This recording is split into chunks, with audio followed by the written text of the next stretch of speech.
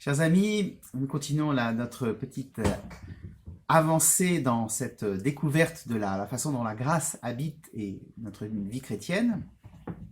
Et là, nous avons beaucoup regardé les choses du côté de Dieu, cette façon dont finalement la grâce gratuite de Dieu va permettre à l'homme d'entrer dans la justification. Et que ça n'est pas l'initiative de l'homme, c'est la grâce que Dieu nous donne. Ce qui veut dire que, et ça le point important, notre liberté ne s'engage pas en premier dans le don de la grâce. C'est la liberté de Dieu qui s'engage en premier. Et en fait, même au moment où des adultes demandent le baptême, en fait, la grâce de Dieu les a précédés. Ce n'est pas librement qu'on demande le baptême, c'est parce que déjà, Dieu avait donné une grâce prévenante à l'avance pour préparer à la grâce du baptême. À l'image, c'est l'image biblique qui est la plus intéressante pour ça, l'image par exemple de la Vierge Marie. La Vierge Marie, elle dit librement oui, mais si elle dit librement oui, c'est qu'elle a déjà reçu une grâce préalablement, l'Immaculée Conception, pour pouvoir justement pleinement dire oui. Donc voilà, alors ça a quelque chose de très saisissant, parce qu'on se dit, en fait, notre liberté face à la puissance de la grâce, c'est pas grand-chose. De fait, notre liberté face à la puissance de la grâce, c'est pas grand-chose. Et il y a quelquefois une tendance, pas tellement à l'heure actuelle, ou c'est plutôt l'inverse, mais il y a eu une tendance dans l'histoire de l'Église à finalement, jusqu'à nier la liberté de l'homme, la rendre absolument inexistante face à la puissance de la grâce. Finalement, alors avant que Dieu nous donne la grâce, notre liberté était inexistante, puisque de toute façon, brisée par le péché, notre liberté était inefficace. C'était pas la vraie liberté. Toujours la capacité à faire ou ne pas faire quelque chose, mais de toute façon, fondamentalement, c'était forcément, c'était plus une liberté pour le bien.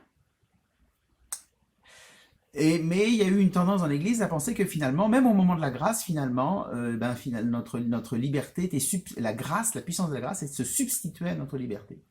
Or, c'était le point qu'on a vu la dernière fois, le Christ nous restaure. Et donc, notre liberté, notre capacité à poser des choix libres est restaurée par la grâce. C'est elle qui a l'initiative, c'est elle qui est première. Mais maintenant que nous avons été restaurés par la grâce, Dieu attend la coopération de notre liberté. Voilà, à cette grâce qui est la libre initiative de Dieu, Dieu attend la libre réponse de l'homme. Il nous donne les capacités à pouvoir en répondre librement, ça ne viendra pas de nous-mêmes, on a besoin d'une grâce prévenante pour pouvoir accueillir la grâce sanctifiante, voilà.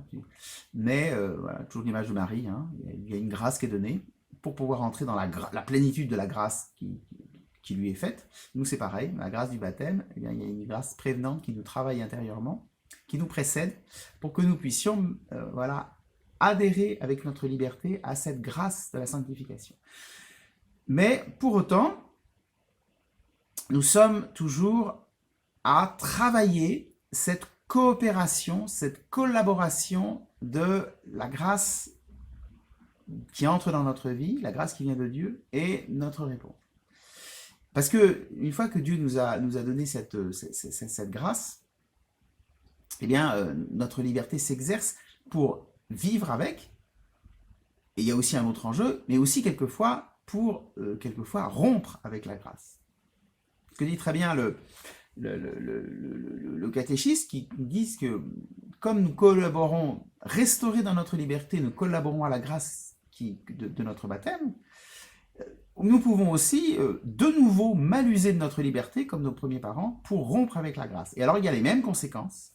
Si nous rompons de manière radicale avec la grâce, eh bien nous tombons dans le péché mortel, et là de nouveau, nous sommes en situation d'être damnés. Alors je vous rappelle le péché mortel. Les péchés mortels, c'est on pêche dans une matière grave, en pleine conscience, et matière grave, pleine conscience et pleine liberté d'agir. Voilà, c'est les trois conditions qui fait que, voilà, donc, je prends un exemple simple, si pleinement, consciemment, je souhaite au plus profond de moi la mort de quelqu'un, même si je ne le tue pas, hein, je souhaite au plus profond de moi la mort de quelqu'un, et je m'y attache à cette pensée, et c'est mon grand désir, d'une certaine manière, c'est pour moi ce que je veux, c'est un péché mortel, parce que vouloir la mort de quelqu'un, c'est un péché mortel. Je le fais en pleine conscience. Je sais très bien que la volonté de Dieu, c'est de ne pas tuer les gens. Et donc, je le fais en pleine, en pleine conscience. Et c'est bien moi qui le fais. Là, péché mortel, je perds la grâce sanctifiante. Et donc, je suis damné. Pour autant, et ça c'est un point intéressant, c'est pas parce qu'on perd la grâce sanctifiante qu'on perd la connaissance de foi. On peut connaître Dieu et d'une certaine manière vouloir suivre Dieu et pour autant être en rupture avec lui et être damné. Alors, grâce à Dieu, nous pouvons nous restaurer dans cette grâce baptismale, et c'est la confession qui nous permet de restaurer. Alors bien entendu pour les péchés mortels, mais même si on n'est pas dans un cas de péché mortel, les péchés véniels qui ont besoin d'être purifiés dans le purgatoire, mais qui ne nous amènent pas à la damnation, ces péchés véniels aussi, ils sont pardonnés dans la confession, et c'est toujours une bonne chose, parce que quand on accumule les péchés véniels, en fait, on se met dans les conditions et les disponibilités d'un jour commettre un véritable péché mortel, sciemment et consciemment, et à ce moment-là, évidemment, de tomber dans la damnation. Donc voilà, on voit bien comment la liberté humaine, l'agir humain, c'est la vie morale, est sollicitée pour collaborer à la grâce. Elle est première, c'est pour ça que en fait, ça peut paraître un peu facile de dire, bon, bah, on a fait quelque chose d'excessivement grave, on va se confesser, on est pardonné. Bah oui, mais en attendant, c'est que si la grâce est première, et donc de toute façon, on ne peut pas changer par nos propres forces. On a besoin de cette grâce, on a besoin de recevoir la puissance. Donc voilà, il y a ça. Et en même temps, bah, de fait, Dieu nous appelle à essayer de toujours davantage travailler à vivre de cette vie de grâce, à rentrer dans cette vie de grâce. Alors il y a un autre point, c'est que du coup, il y a eu une période où d'un coup, les gens étaient très inquiets de savoir est-ce qu'ils étaient sauvés, quoi. On pourrait se dire, bah, finalement, les exigences de la vie chrétienne, ce qu'on appelle la matière grave. Je vous rappelle que si vous cherchez c'est quoi une matière grave pour les péchés, vous prenez les 10 commandements, c'est les 10 points de matière grave. Voilà, et donc c'est ça la matière grave, je sais pas, par exemple, là c'était le meurtre que j'avais en tête, mais vous avez aussi le faux témoignage, pas le mensonge, le faux témoignage, c'est-à-dire dire quelque chose pour nuire explicitement à quelqu'un. Ça, le faux témoignage. Voilà. Alors, et donc fait ça en pleine conscience, en cherchant, voilà, volontairement, et en sachant très bien que, bah, de fait, c'est contraire au commandement de Dieu, parce que je le sais, parce qu'on me l'a dit. Non pas que je suis d'accord, mais on me l'a dit. Je sais que c'est contraire au commandement de Dieu. C'est dans les 10 commandements, je sais très bien que Dieu interdit le faux témoignage, la calomnie volontaire pour faire du mal à quelqu'un. Donc voilà, ça c'est les matières graves. Et donc tout le but de notre vie, c'est effectivement progressivement quitter ces mauvaises habitudes pour entrer dans la vie de la grâce et approfondir notre vie avec Dieu. Bon, et donc ce que je vous disais, je reviens au point où j'étais parti. À une époque, on se demandait si finalement on n'était pas tous damnés, et donc il y avait une inquiétude qui saisissait les gens. Une des grandes crises, la grande crise de Luther qui va amener la réforme, c'est d'ailleurs cette crise-là. Luther se demandait s'il pouvait, même avec tout ce qu'il faisait, ne pas finalement être damné, parce que finalement, il n'arrivait pas à aimer Dieu comme il voulait aimer Dieu. La réponse a été théologiquement a été développée entre autres par le Concile de Trente, mais elle existait déjà de cette manière dans une réponse d'une petite sainte qu'on connaît bien, puisque c'est Sainte Jeanne d'Arc, à qui on demandait si elle était en état de grâce. Et elle aurait pu répondre oui ou répondre non. Alors oui, c'est un peu présomptueux. Non, c'est aussi un peu présomptueux, parce qu'en fait, sauf si on a des raisons de le savoir, quelquefois on ne sait pas trop. Et donc elle a dit, c'est la réponse de Jeanne d'Arc qui est très belle, si je ne suis dans la grâce que Dieu m'y mette, si j'y suis, que Dieu m'y garde. En fait, on ne peut pas être présomptueux de notre état de la grâce sanctifiante. Est-ce que nous sommes dans la grâce sanctifiante, nous savez? On espère, On se donne du mal pour ça, on prie pour ça, on se confesse pour ça. Évidemment, on fait plein de choses pour ça. Ouais. Est-ce qu'on en est certain? Non, on n'en sera jamais certain. Mais on fait confiance à Dieu. C'est ça le cœur de la réponse de Sainte Jeanne d'Arc. Voilà.